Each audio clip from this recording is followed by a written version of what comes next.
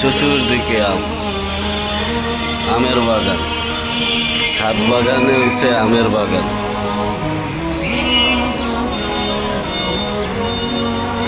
আম আছে, সাথে ছাদ আছে, ছাদ আছে তো সাথে আম আছে।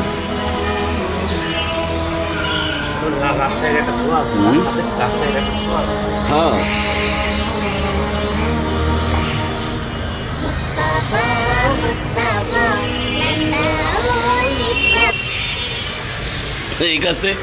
এই গাছে সবচেয়ে বেশি আম তো, যার কারণে এই গাছটাতে থাকে বেশি। এই গাছটার মধ্যে আম বেশি তো, এই জন্য মনে জানি